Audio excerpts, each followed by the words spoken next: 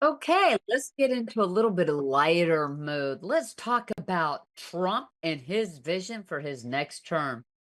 And some of you are probably going, how is that lighter? Anything is lighter compared to what we were just discussing in our previous segment. President-elect Donald Trump has unveiled a bold vision for expanding U.S. influence globally, including a controversial proposal to increase American presence from Panama to Greenland.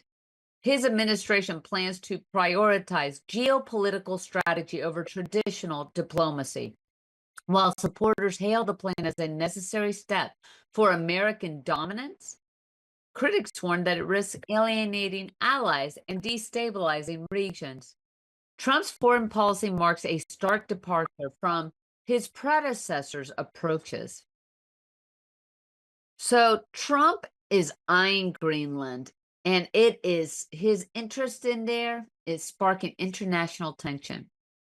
Trump's renewed interest in acquiring Greenland has drawn global attention. He argues that Greenland's natural resources and strategic location make it vital to U.S. interests, as well as security. And he does have a great point.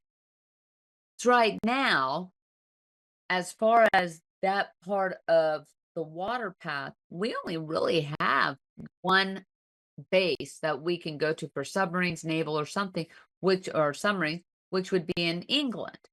So Greenland is a vital strategic position for our security, but also remember it's the security of our allies, such as Canada, our northern ally. And also, Greenland does have vital natural resources that could be mined or that we can get the mineral rights to be able to develop those. Denmark and Greenland's leadership have rejected the proposal outright. The plan has reignited debates about sovereignty and U.S. foreign policy priorities. While some analysts see the move as strategic, others view it as impractical and potentially damaging to international relations. However, we all have to look back and see and take note of the man that is saying this. Like, oh, let's just buy Greenland. He didn't say we were going to militarily take it over or we were going to wrest control. We're not invading Greenland. What he's trying to do is negotiate because that is the one thing Trump is infamous for is his negotiating skills. So he'll say some things that seem very far-fetched, like renaming Gulf of Mexico to the Gulf of America. But it's always on point to some strategy that he has to negotiate something for the good of the people of the United States, for the good of the nation.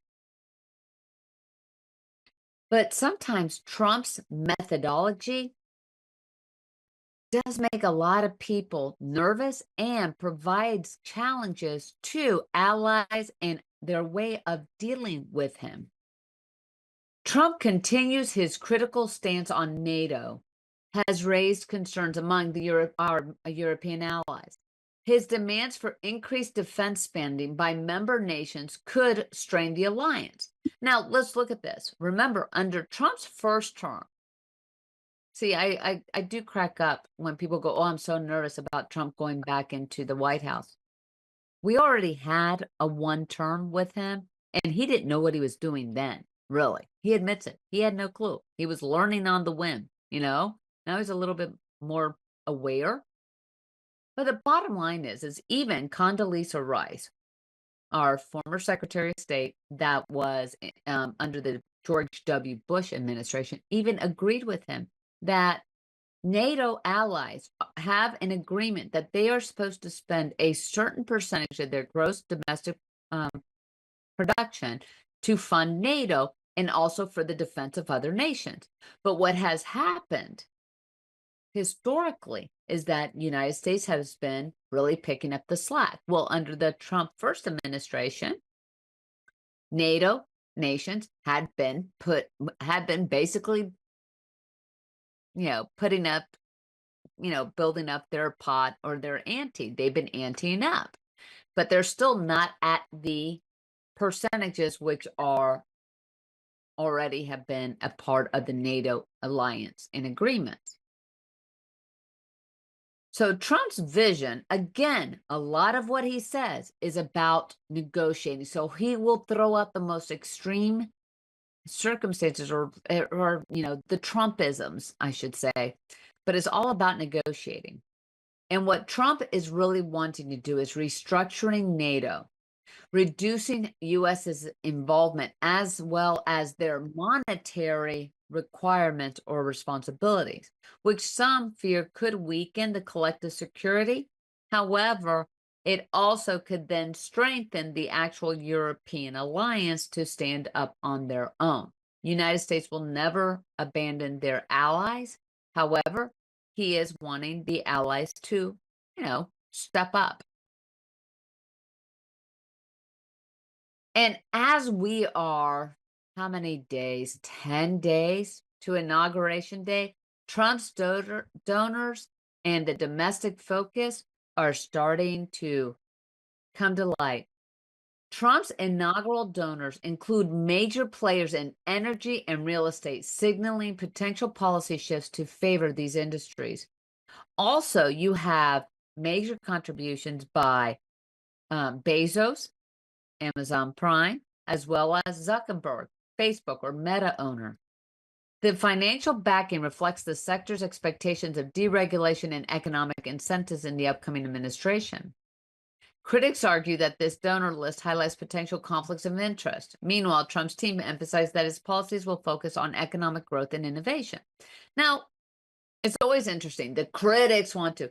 Let's look at the Medal of Honors that was just given out by Biden. Okay, can we? Because I would say most of those people were major donors and they got recognized.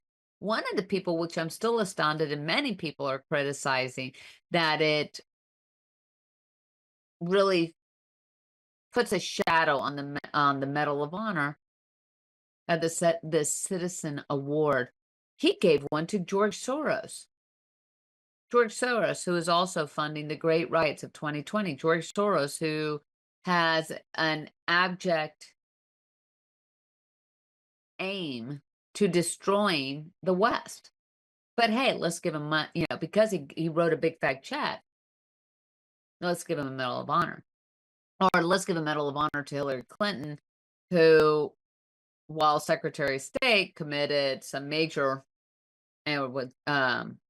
federal crimes due to the emails on the private server, but also she was the one who allowed the Benghazi debacle to occur. But they are also major donors on the Democratic side, but yet why aren't anybody criticizing? If anything, as media, we need to learn not to criticize. Let's just see. But what you are seeing in that major donor list is that Trump is breaking records. Never before has an incoming president raised as much as he raised for his inauguration celebration. He is now at over $170 million and is counting, to the point that there are no benefits. They can't give out anything else to donors, but people are still donating. But what's more remarkable is, and we'll see how it pans out in the 4 years, I will say I am hopeful because he does have an interesting collaboration in that, not only because of Tulsi Gabbard joining his team or RFK Jr. or even our very own Elon Musk. But what he is truly doing is now you're starting to see people are like, okay, stop demonizing this man, stop hating on this man, and maybe we need to start concentrating on what is his vision and how do we, as people who can be influencers or major change makers or incredible businessmen such as Bezos, Elon Musk, he is our modern day Da Vinci. How can these people come together and make better for our nation?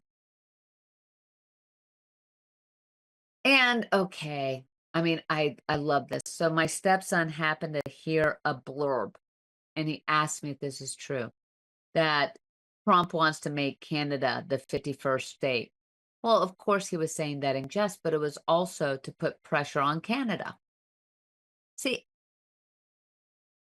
and I am also, I will say this, I yell at the TV when I hear some of the things that he says. I'm like, oh my God, are you, is that craziness or what? But then as things start like an onion, you start unpeeling it, there's some logic to it. May not make sense immediately, but there is. So let's hold out hope. I know for myself, I believe that we, the people, have every right to criticize our government. We have the right to expect better, not only from our president, but our elected politicians and leaders in Congress, which is why I always say we need statesmen.